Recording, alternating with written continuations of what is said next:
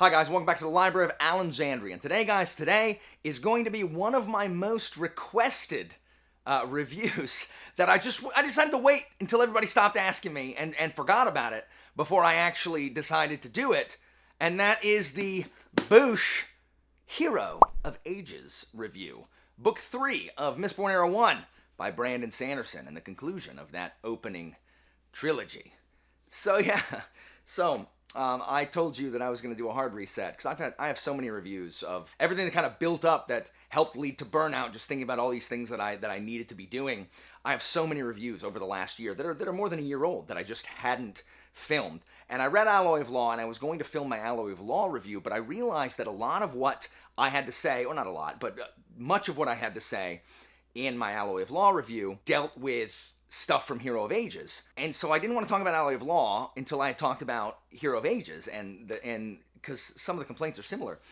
So I looked over I was like, can I remember any of this? So I looked over my notes, and there's a lot in there that I had planned on saying, because even though if you watch my channel at all or hear me rant, I don't love a lot. I like Sanderson as an author, and I think he writes fantastic stories that read really fast, which is fantastic for me. But I don't always like a lot of the technical description, and I really don't like his battle scenes. But I do like the heavy-handedness of a lot of his thematic stuff. If you watch my Well of Ascension review, you'll see that I really liked the discussion of how to be a ruler and the sacrifices that you have to make as a good guy in order to rule efficiently. So I was looking through my notes, and I realized there's a lot in here that I really resonated with in Hero of Ages. And so I read through my notes, and things came back to me, and then I read through the recap online of this book, just so I can make sure I remembered most things. I have a note in here that I don't remember. It's lol Sazed, so maybe you can decipher that. But regardless, so I wanted to film this review. It's been a long time coming. It's probably going to be long, but who knows? We'll see. So without wasting any more time, let's get down to business. This is my Hero of Ages review. So it should go without saying, I'm reviewing the third book of a series. I'm going to talk in spoilers. If you haven't read Hero of Ages, you should go read it. Or if you don't care, you can watch it, that's fine. But I'm going to be talking about stuff that happens in Hero of Ages, including the much vaunted ending. And so that's just how it's going to be. So let's go ahead and get this started. So from the beginning, this is a gloomy book. Any of the fun, and there wasn't a ton of fun in the first two, but there was a little bit. Thank you, Kelsier. But there's no fun in this. Zero fun, sir. No, it's not fun anymore. Not even a little bit. Zero fun, sir. It is gloomy. Plants can't grow. The mists come out earlier. Everything's dying because the sun is dying, and the ash mounts or volcanoes, they're just spewing ash and crap, and everything's dying. Everything you come along, boom, everything's dead. So it's gloomy to start with. We pick up from the end of Well of Ascension, where Ruin has been freed because he ran a big old trick on Vin, and she freed Ruin. Elend, because, she had to save frickin' Elend or whatever. Elend is now a Mistborn and is super powerful. And so it's just like, oh, look at the superpower twins. It's Vin and Elend. Who cares? Like, Sanderson took away one of the things that I thought was most interesting about Elend is a guy with no power, but the circumstance of his birth to actually do some good. And, of course, he's a master Mistborn in mere months, I'm sure.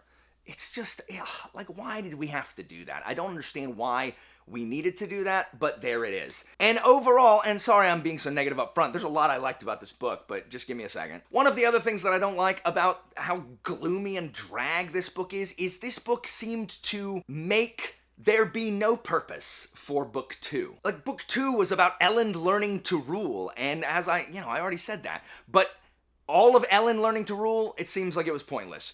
Penrod, completely irrelevant. The assembly that they ended up creating when Elend has... all of this is irrelevant. Like, none of it mattered to this book. Literally. Like, Penrod's there just to be speared by Marsh/Ruin. Why? I don't understand why we had any of that other stuff in Well of Ascension if this was where it was leading. But let's go into the other stuff that I liked from this. So as Vin and Elend are trying to save everybody before the world ends, and they're trying to figure out a way to destroy Ruin, but Ruin can read your thoughts or read anything you write down, and Ruin talks to people. You just gotta write crap down in metal as he repeats over and over. Sanderson does this thing where he repeats stuff a lot, like stuff that we should already know, that he should assume that we remember, and then everyone has to react to every new development. And I wrote a note, it's a lot like JRPGs. If you've ever played a JRPG, anytime anything happens, everyone in your party has to comment. It's all a variation on the same thing, but that's how it is. And then there's a lot of like weird obsession with the number 16. I'm certain there's a reason for it. But when they're talking about like, oh, 16% and 16%, I'm just like, what is going on? It just feels very like bizarre. It's that whole technical like, well, we have to find a scientific explanation for why. It's the same thing with like the magic system. It's just not my favorite thing about Sanderson's writing. But again, I keep saying I'm going to talk about the things I like. So I love that my boy Kelsier is looming large yet again. So Kelsier's ghost loomed hugely over the proceedings of Well of Ascension, and here we have Kelsier looming again. So in Well of Ascension, Elend is trying to come out from Kelsier's shadow, and here he has, but Kelsier is still the rallying cry for both the good guys and the bad guys. So Kelsier's legacy here is corrupted by people who are taking the words he said, but without any of the spirit or the heart that Kelsier had behind it. And this is like martyrs all the time, or our historical heroes all the time. We pick and choose, and we conform their ideas and what they're saying, and we make them fit what we need to do, make them fit what we're trying to accomplish. Now, Plato does this with Socrates back in the 4th century BC. At first, the Plato's writings are very much what Socrates would have said and feel very much like he is recording Socratic dialogues. But then later, it starts to resemble less of what Socrates would have thought, and more of kind of the agenda that Plato is trying to pass off for himself. Look at modern politics does this. So politics hasn't changed in 2,000 years, so here we have this all of the time. If you look at the political spectrum, both sides know exactly what the Founding Fathers intended, despite the fact that they are completely opposed to each other. And so here we have this with my boy Kelsier, and it fills me with rage. Like, don't you tell me what Kelsier meant. I know what Kelsier meant. And so I think in this one, even Kelsier's ghost, despite the fact that he appears, all the time, and it's freaking Ruin or whatever, I think the Lord Ruler's ghost kind of supplants Kelsier and is overshadowing the proceedings here, as Vin and Elend try to do good, but without resorting to any of the Lord Ruler's tactics. They're always concerned, are they becoming the Lord Ruler? And we learn that the Lord Ruler was trying to, I guess, in his way, maybe, save the world. And so what did he think was necessary to do to save mankind? And frickin', like, Sazed, the Lord Ruler was not a good guy. So stop with that trash. I think that's where I wrote Sazed, lol. Sazed, freaking stop. Like, the Lord Ruler wasn't a good guy. He wasn't. He was, are you freaking kidding me? The Lord Ruler's a bad guy. But, he may have had the world at large's best interest, maybe at heart. So the Elend that we see in Hero of Ages, the Mistborn Elend, this is another reason that I don't like the change. It doesn't really feel like Elend.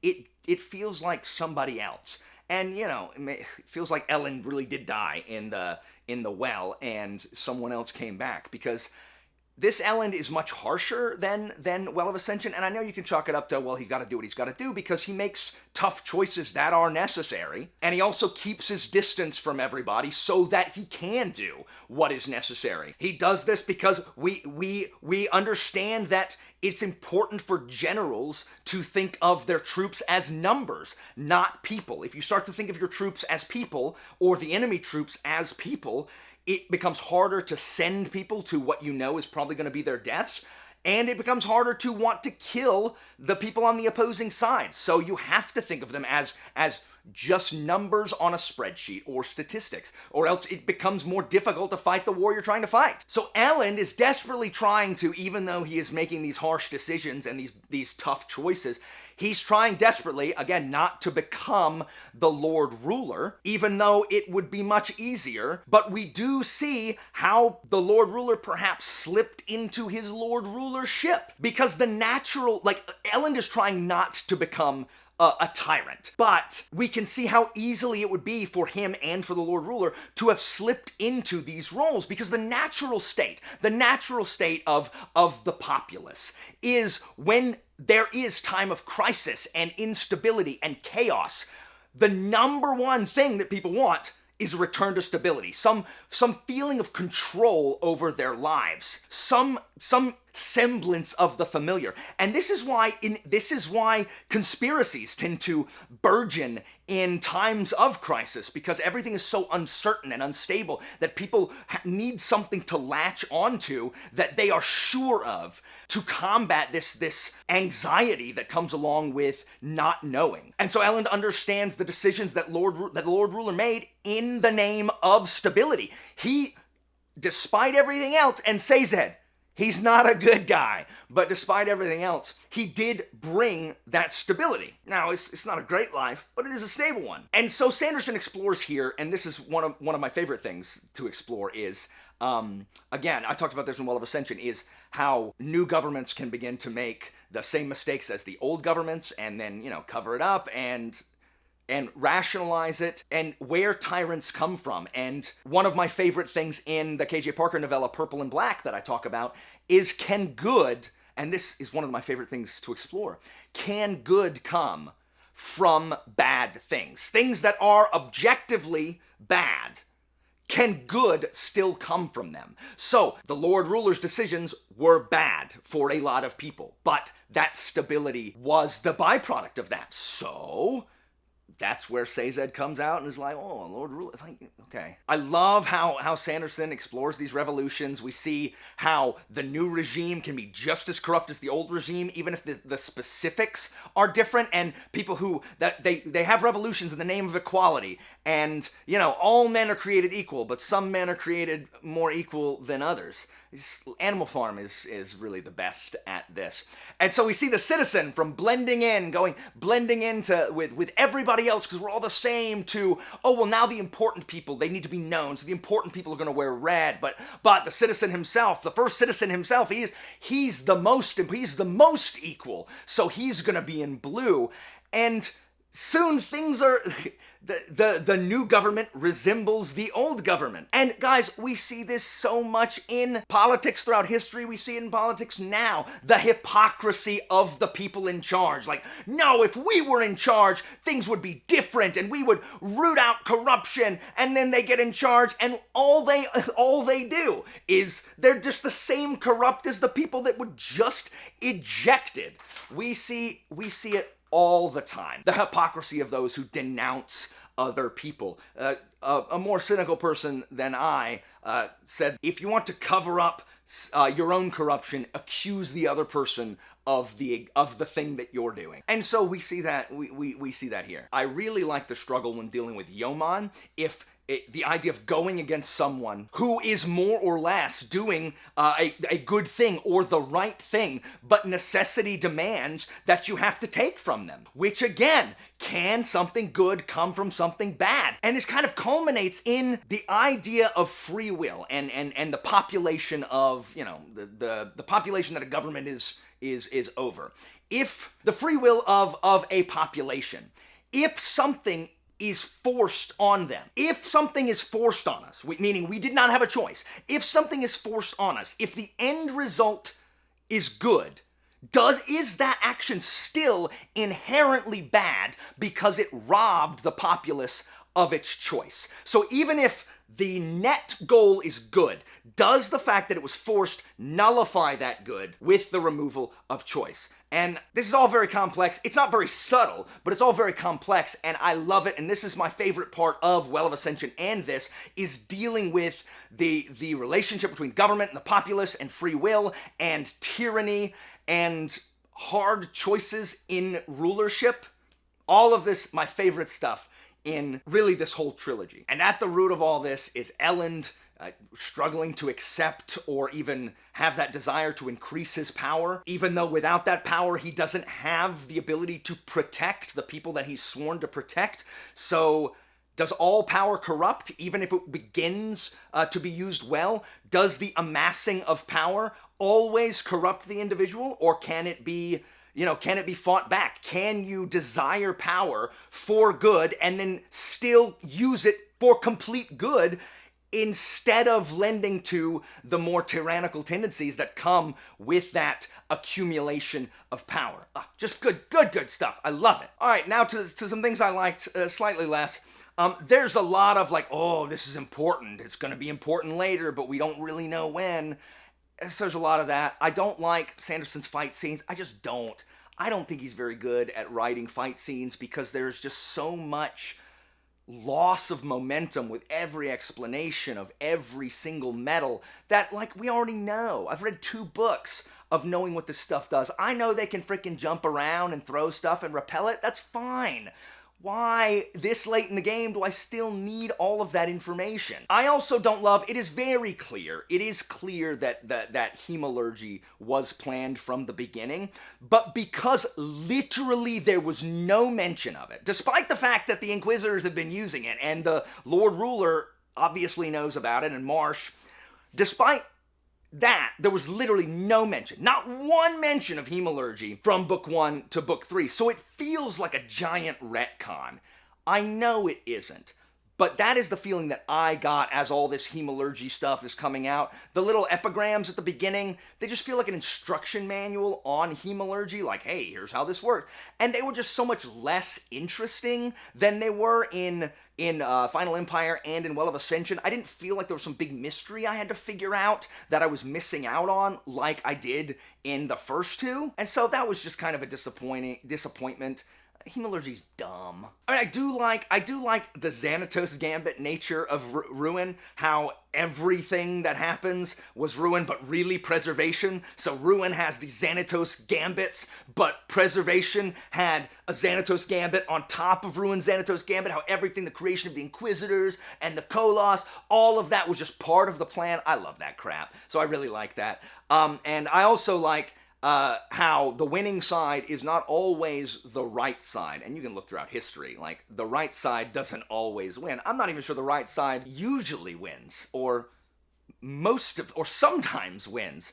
But again, unless your definition of right is might, in which case that side usually wins. My least favorite part of this book is Sazed and his whiny, preachy meta quest to find religious significance.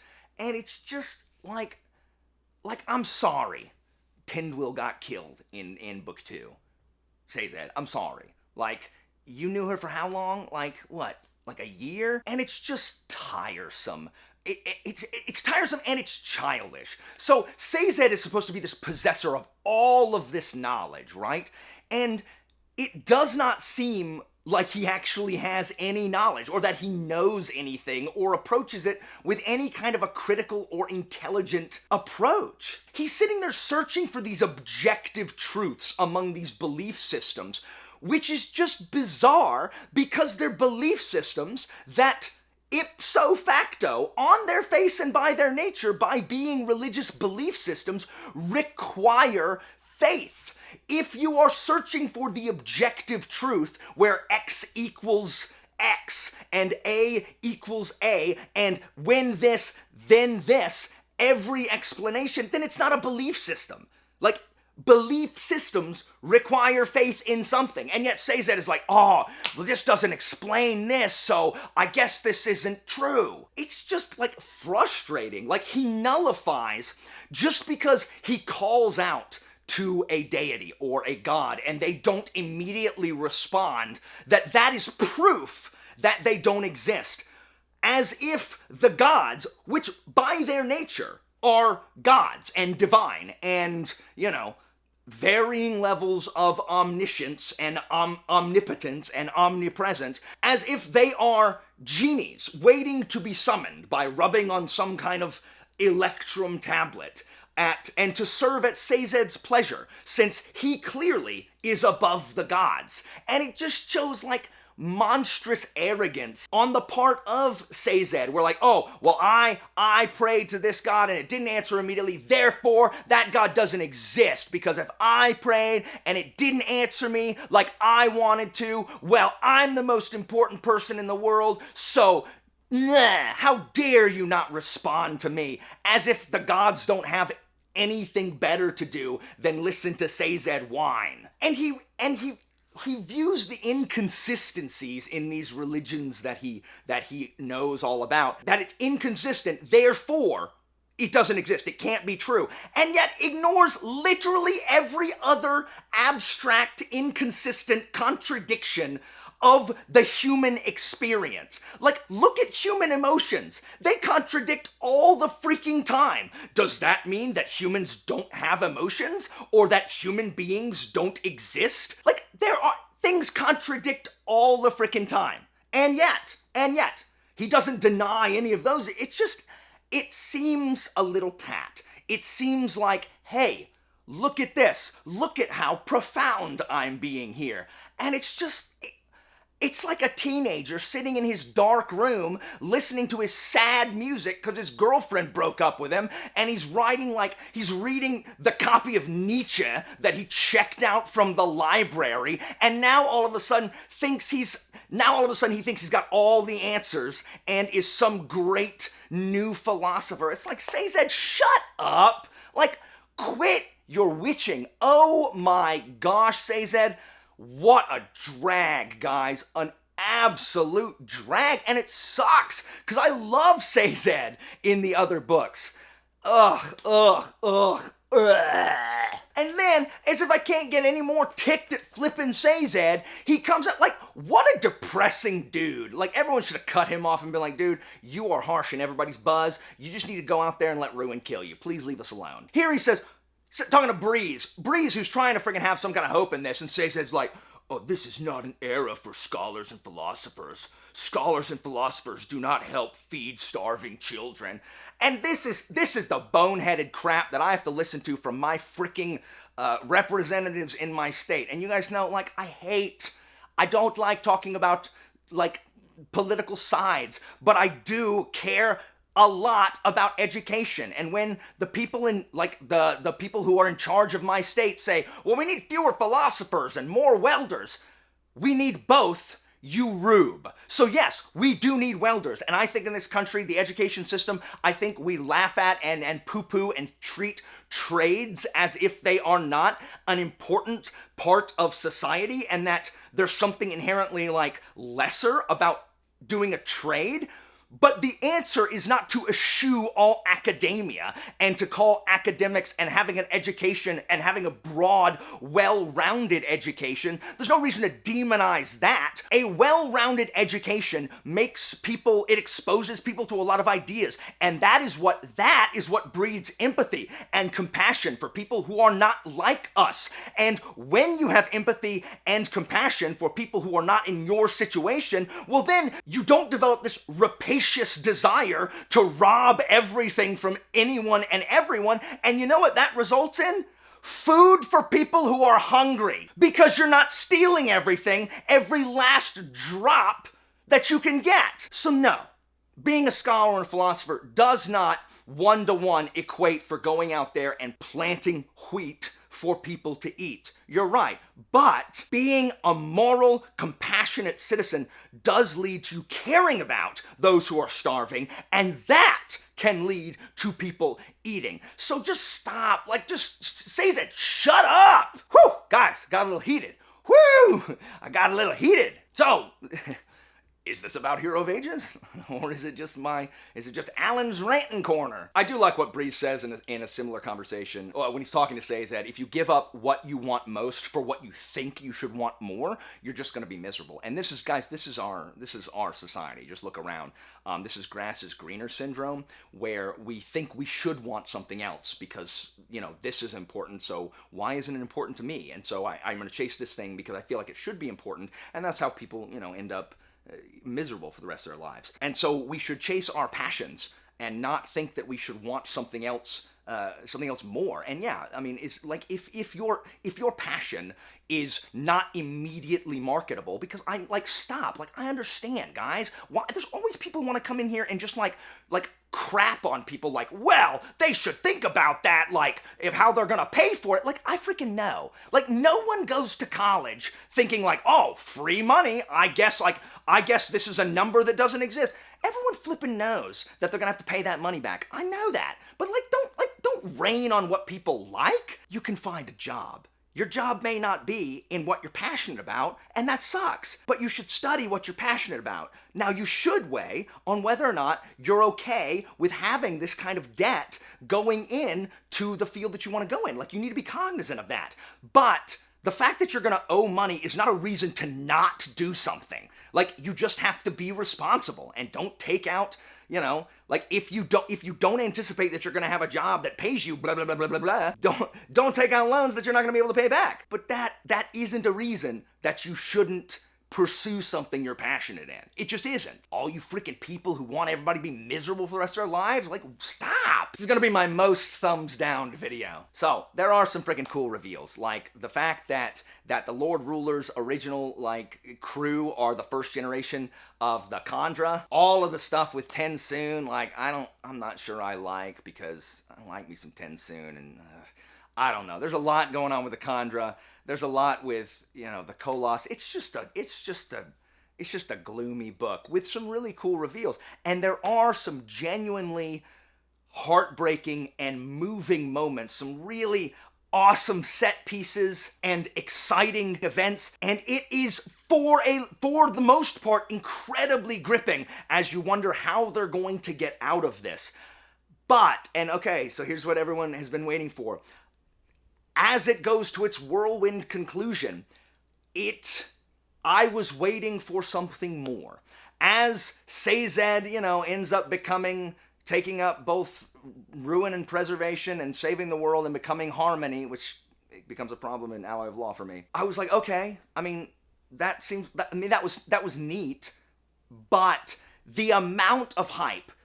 Guys, if you have been on BookTube for any length of time, you know the sheer amount of hype that is put behind the Hero of Ages ending. Everyone told me, like, oh, that ending. To where it's, like, I was expecting something just like that shattered my brain. I thought the ending of Well of Ascension was a better reveal, better surprise than the big reveal in this one that Sazed is going to become, the god. Like, it was fine, but as it was happening, I was waiting like, oh, okay, where's the reversal? Like, where's the like, oh my gosh, that was going to send me running around the house. And it never came. And I finished it and I'm like, oh, I guess the thing was that Sazed is harmony. Oh. I mean, okay. I mean, it was cool, but the level of hype. I'm not talking about people being like, oh man, it was a really good ending. Like, it was good and then the ending was great. It was a matter of like, oh, the ending blew me away and my hair was like thrown back and oh my gosh, and it knocked me out like I was hit with a chair from outside the ring. And it was good. And I think this book, more than any book that I have read, I have not yet read Jade Legacy, it will take the prize, I'm sure, was a victim of overhype for me. Because this was my least favorite of the three books. Now, I love Sanderson's writing style. It's very breezy and very easy to read. The workman's prose. It's like 800 pages, but I tore through it because it's just so easy to consume. But this one, like, the power creep in this one. JRPGs have this problem, D&D has this problem, where you can tell a much more intimate story when the world isn't at stake. Once the world becomes at stake, and there's nothing wrong with that, that's exciting too, but, even my favorite anime, One Piece, it does this now, to where when the stakes are so large, there's so much less time for these intimate character developing moments. Really, only Spook gets really any development in this. Sazed doesn't freaking count. Sazed doesn't have any development. We watch him, like, devolve. He has devolution into an angsty teen. So we just didn't get a lot of those character moments that we had in the first books. Everything just felt so large and urgent that there were no there was no real time to like celebrate the quiet moments and really enjoy the character interactions like there were in the first two. So it was good, and I am a Sanderson fan because he does some of the themes that he tackles I really like, even though they're not subtle. And some of the unsubtle themes he tackles, I'm like, what are you doing? Like, put your treatise away, big boss. And I don't care. But he still writes a heck of a story, and I enjoyed this book greatly. Now, at the end, when Ruin's body is laying there next to Vin's, it's a red-haired dude. So who is that? I'm sure you guys all know. I'm sure it's a Cosmere thing. Don't friggin' tell me. I'm sure I'll find out. But, you know, like, I enjoyed it for what it was without any of the broader implications. On the Kingfin approval system, I give this book a superb minus. I can't quite push it into the superb and the superb plus area just because of the problems I did have with it, but it is still a superb book. I enjoyed it greatly. Out of 5 stars, I still give it 5 stars. I could see myself rereading this. I did not hate it, and I am going to finish Era 2. Not right now with the hype, but I am going to finish Era 2, and I would love to see if it, like, changes the way I feel about the original trilogy. Book 1 did not. Alloy of Law did not change the way I feel about it, other than to make me like it less. So I don't think that's the intended effect. But anyway, guys, so it's always hard when filming a review about something that is this popular. On BookTube, like, do I have anything to add to the conversation? But I love discussions of revolution and new governments and tyranny and free will and good and right being done. Can good be done through wrong? Do the ends justify the means? And I don't know, but I really love this exploration in here. And you know what? I give mad props to old Sando for killing Vin and Elend. Like, that is not something that I expected. That was more shocking than Sazed becoming whatever he did. The fact that he freaking murked both. When Marsh cuts Elend's head off, I'm like, oh, well done indeed. So I appreciate someone who's willing to kill characters off for sure, because I did not expect it. So guys, that's it for me for today. As always, information about my Patreon and Discord is down in the description, and I'll see you next time, guys.